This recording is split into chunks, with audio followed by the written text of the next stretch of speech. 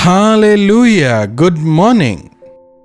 विदेश से जुड़ने वाले हमारे श्रोताओं के लिए गुड आफ्टरनून या गुड इवनिंग। अपने अनुकूल समय में आप प्रभु के वचनों को सुने। यह यूट्यूब पर हमेशा मौजूद है। क्या आपने हमारे यूट्यूब चैनल को सब्सक्राइब किया है? नहीं तो सब्सक्राइब कर लें। लाइक करना भी आप ना भूलें। दूसरों के साथ शेयर करेंगे तो वे भी आशीष पाएंगे ना। शेयर भी करें। आइए प्रार्थना के साथ आज के मनन की शुरुआत करें। पवित्र पिता, आपका धन्यवाद। आज दोबारा अपने वचनों द्वारा हम सबों से बात करें। यीशु के नाम से प्रार्थना मांगते हैं, आमीन। कैसे हैं आप लोग? क्या आत्मिक तौर पर आप ठीक ठाक हैं? क्या आप प्रार्थना में बढ़ रहे हैं, विश्वास में बढ़ रहे हैं? क्या आपका विश्वास दिन प्रतिदिन बढ़ रहा है? प्रभु के लिए पवित्रता से जीने की इच्छा आप में है या नहीं? छोटे बच्चे जो होते हैं ना, उनमें एक इच्छा होती है कि वे तुरंत बड़े हो जाएं। बच्चों को देखिए, मां बाप के जूते पहनकर, उनके कपड़े पहनकर वे रहते हैं। मम्मी के या पापा के चप्पल पहनना चाहते हैं क्योंकि वे अपने मां या पिता की तरह होना चाहते हैं। उसी प्रकार हम में भी अपने स्वर्गीय पिता की तरह होने की इच्छा होनी चाहिए। मसीह यीशु में नए सिरे से जन्म लेने के बाद, नए जीवन का अनुभव प्राप्त कर लेने के बाद दिन प्रतिदिन हम में मसीह की समानता में बढ़ने की इच्छा होनी चाहिए। समझ रहे हैं? केवल इच्छा होना काफी नहीं। बच्चों को स्वस्थ रूप से बड़े होने के लिए अच्छा भोजन चाहिए, अच्छा वातावरण होना चाहिए, अच्छे स्कूलों में उन्हें तालीम देनी चाहिए। विश्वास में बढ़ाने वाले मां बाप भी आवश्यक हैं, है ना? अगर बचपन से ही परमेश्वर के वचन बच्चों के मन में हो तो बड़े होकर के भी वे उसे भूलेंगे नहीं। बचपन से ही बच्चों को सिखाएं, परमेश्वर का वचन सिखाएं। लेकिन दुखद है यह देखना, मां बाप के विश्वासी जीवन को देखकर बच्चों में प्रभु में और अधिक बढ़ने की इच्छा के बजाय वे प्रभु से दूर जाने की मंशा करते हैं। हां, बड़े विश्वासी हैं, प्रार्थना करते हैं, लेकिन क्या फायदा? चर्च में प्रार्थना करते हैं, घर में झगड़ा करते हैं। ऐसा कहने वाले बच्चे प्रभु में आगे नहीं बढ़ने पाएंगे। विश्वासी परिवार में पैदा हुए बच्चे भक्तिहीन हो रहे हैं। समझ रहे हैं? भक्तिहीन। पापी अलग हैं, दुष्ट अलग हैं, पापी अलग हैं, भक्तिहीन अलग हैं। बाइबल में हम देख सकते हैं, भक्तिहीनों का मतलब एक समय में वे विश्वास करते थे, लेकिन आज विश्वास से पीछे हट गए हैं। आज कई सारे लोग बपतिस्मा लिया है, एक जमाने में अच्छी तरह प्रार्थना करते थे, चर्च के हर काम में आगे रहते थे, लेकिन आज ठंडे पड़ गए हैं। ना चर्च जाने की इच्छा, ना प्रार्थना, ना विश्वास। कई बार तो अविश्वासियों से भी बदतर जीवन बिता रहे होते हैं। क्यों? ऐसा क्यों हुआ? बपतिस्मा लेकर भी शराब पी रहे हैं। जब मैं यह सुनता हूं तो मुझे समझ नहीं आता, ऐसा क्यों हुआ? 6 महीने ठीक था, 1 साल ठीक रहा, लेकिन उसके बाद मैं गिर गया। कई लोग ऐसा कहते हैं। कारण क्या है जानते हैं? आप वचन में बढ़ नहीं रहे हैं। जब आप अपने आप को पूरी तरह प्रभु के हाथों में सौंपते हैं और जब आप उनके वचन के अनुसार जीते हैं, तभी आप दिन प्रतिदिन बढ़ेंगे। जब हम हमारे पापों का अंगीकार करके उन्हें छोड़ देते हैं, प्रभु हमें क्षमा करते हैं और एक नया मन देते हैं। नए मन में आपने किसे बिठा रखा है? कुछ लोग अवश्य कहते हैं, मैं अच्छा जीवन बिता रहा हूं, पुरानी गलतियों को, पुराने पापों को मैं नहीं दोहराता हूं। बिना गलती किए जीना अगर एक पहलू है, तो प्रभु की इच्छा को करना, प्रभु को प्रतिबिंबित करना, प्रभु की तरह बनते जाना दूसरा पहलू है। और यह व्यक्तिगत प्रार्थना और विश्वास ही से आ सकता है। जब हम प्रभु के अन्य संतानों के साथ मिलकर प्रार्थना करते हैं, विश्वास में बढ़ते हैं, तभी यह फल हम में आते हैं।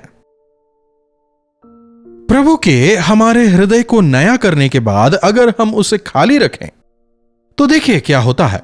मत्ती रचित सुसमाचार 12वां अध्याय 43वीं आयत से, जब अशुद्ध आत्मा मनुष्य में से निकल जाती है तो सूखी भूमि में विश्राम ढूंढती फिरती है। जब तक हम हमारे हृदयों को प्रभु को नहीं सौंपते, वो शैतान के अधिकार में है। शैतान अपनी तरह से हमारी सोच विचार को तोड़ मरोड़ता है, अपनी सोच, अपनी ख्वाहिशें हम में डालता है।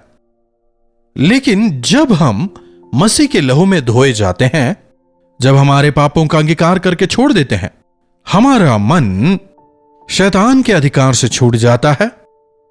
शैतान वहां से निकल जाता है, भाग जाता है। लेकिन आगे देखिए, तब कहती है, मैं अपने उसी घर में लौट जाऊंगी जहां से मैं निकली थी। अरे इसका तो मैंने कितने साल तक इस्तेमाल किया था। 30 साल में इस परिवार में राज्य करता रहा। 30 साल इन सबों ने मेरे कहे अनुसार जीवन बिताया। जब शराब पीने कहा तब शराब पिया, जब मैंने बुरा काम करने कहा तब किया, गलत जगह जाने कहा वे गए, जब मैंने झगड़ा करने कहा झगड़ा किया, धोखा देने कहा धोखा दिया, रिश्वतखोरी की। इतना समय मेरे साथ गुजारने के बाद अचानक यीशु के पास चले गए। कोई बात नहीं, मैं वापस जाकर देखता हूं, कहते हुए दोबारा आता है।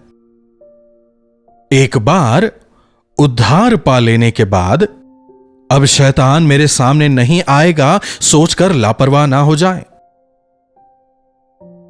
वो हमें कभी नहीं छोड़ना चाहता।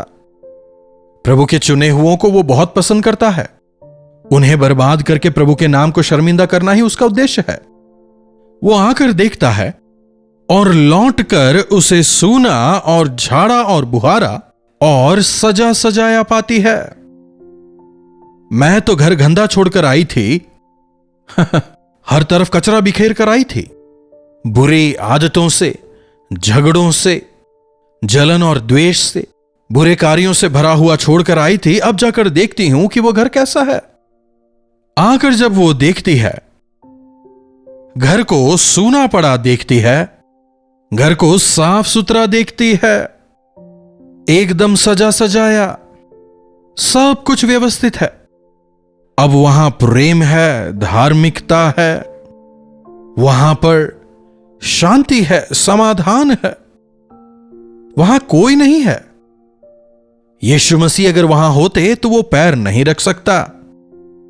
लेकिन वो खाली है, वहां परमेश्वर का वचन नहीं, प्रार्थना का बल नहीं है, साफ सुथरा है, सजा सजाया है, लेकिन वो घर खाली है।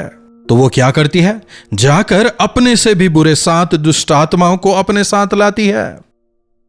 जाकर क्या करती है? मैं अकेली थी इसलिए निकाल दिया ना, मुझसे भी बुरी 7 आत्माओं को लेकर आती हूं और दोबारा इसमें निवास करूंगी, कहते हुए अपने साथ 7 दुष्ट आत्माओं को लाती है और वे उसमें बैठकर वहां वास करने लगती हैं, सेटल हो जाते हैं। समझ रहे हैं? एक व्यक्ति उद्धार पाने के बाद अगर अपने मन को वचन से नहीं भरता, प्रभु के साथ संगति किए बिना अपने हृदय रूपी सिंहासन पर प्रभु को अगर नहीं बिठाते, अगर प्रभु के वचन, प्रभु की बातें, उनकी आज्ञाएं अगर आपके हृदय में वास नहीं करती हैं, ठीक है, मैं अच्छी तरह जीवन बिता रहा हूं, पाप नहीं करता, प्रभु ने मुझे उद्धार दिया है और अब मैं बदल गया हूं, मैं अच्छा ही जीवन बिता रहा हूं, कहते हुए अगर प्रभु के वचनों को अपने मन में जगह ना दें, वो दुष्टात्मा अपने से भी बुरी 7 दुष्टात्माओं को साथ लेकर आएगी। हा, और उस मनुष्य की पिछली दशा पहले से भी बदतर हो जाती है। इस युग के बुरे लोगों की दशा भी ऐसी ही होगी। इन अंत के दिनों में विश्वास से गिर गए लोगों की संख्या बढ़ रही है। विश्वासहीन हो गए हैं, अपने आप को एक्स क्रिश्चियंस कहते हैं। एक जमाने में मसीह थे लेकिन अभी हम नहीं हैं। एक जमाने में मैंने विश्वास तो किया था, लेकिन आज इसी मुंह से मसीह की बुराई करते हैं। जिस मुंह से प्रभु का अंगीकार किया था पतरस की तरह, उसी मुंह से आज वे प्रभु को नकार रहे हैं। आज कई सारे लोग अपने आप को विश्वासी कहने वाले बपतिस्मा लेकर एक जमाने में प्रभु के लिए गवाही देने वाले, प्रभु भोज में भाग लेने वाले, आज यीशु मसीह को दोबारा क्रूस पर चढ़ा रहे हैं। कारण आज उनके मनों में 7 दुष्ट आत्माओं का निवास है। 7 दुष्ट आत्माएं। अब बताओ कौन निकाल सकता है हमें? पहले तो मैं अकेली थी, अब मेरे साथ 7 हैं। और अधिक बुरी आदतों के शिकार हो जाते हैं, भ्रष्ट हो जाते हैं। कई लोग आज ऐसी स्थिति में जी रहे हैं। यह काफी दुखद है। सावधान, अपने हृदयों को खाली ना रखें। अरे एक दिन प्रार्थना नहीं किया तो क्या हुआ? एक दिन चर्च नहीं गया तो क्या हुआ? वचन नहीं पढ़ा तो क्या हुआ? क्या ऐसा कहते हैं? एक दिन भोजन ना करें तो पेट खाली होगा ना? एक दिन प्रभु के सानिध्य में ना जाएं तो आपका मन खाली हो जाएगा। प्रभु के सानिध्य से अपने मन को भरें। दाऊद कहता है, मैं आपके विरुद्ध पाप ना करूं इसलिए आपके वचन को मैंने अपने मन में रख छोड़ा है। जी हां, जब आप अपने मन को पूरी तरह प्रभु से भर देते हैं, शैतान आपके पास नहीं आएगा। शैतान को, दुष्ट आत्माओं को अपने आप से दूर रखने का केवल एक ही हथियार है, प्रार्थना। हर दिन प्रार्थना करने वालों के मन में, हर दिन प्रभु के साथ संगति करने वालों के मन में पवित्र आत्मा का निवास होता है। इसलिए अपवित्र सोच, अपवित्र ख्याल मन में नहीं आते। वहां पर अपवित्रता के लिए कोई स्थान नहीं होता। आज से अगर आप अपने आप को विश्वासी कहते हैं, अगर प्रभु की गवाही देते हैं, अगर बपतिस्मा लिया है, प्रभु भोज में भाग लेते हैं, अपने आप को परखें। आपके हृदयों में आज कौन निवास करता है? क्या प्रभु हैं? वचन के लिए स्थान है? प्रभु की इच्छाओं के लिए क्या आप समर्पित होते हैं? अपने मनों को खाली ना रहने दें, वचन से भरकर जिएं। सरों को झुकाएं, प्रार्थना। पवित्र पिता, आपका धन्यवाद प्रभु आपके वचनों के लिए।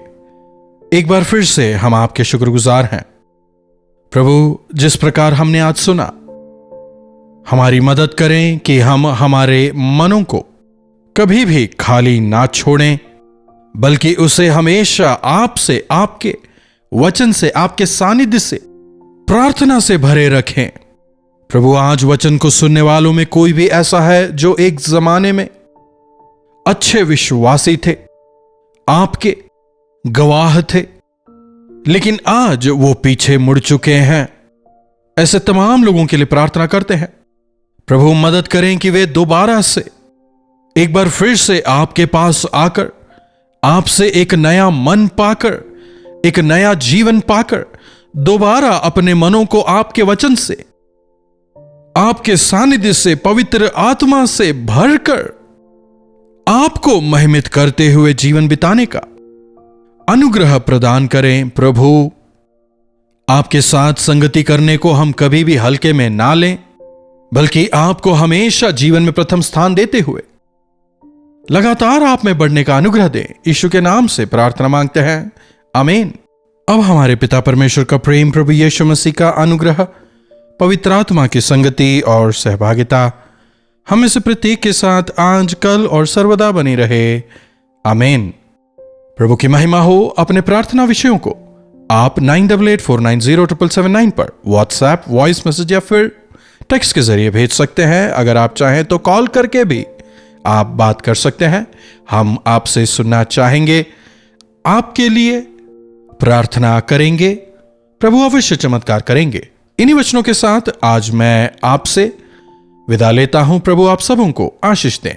कल्वरी दर्शन, ये है प्रेम के दर्शन, यीशु प्रेम के दर्शन। कल्वरी दर्शन,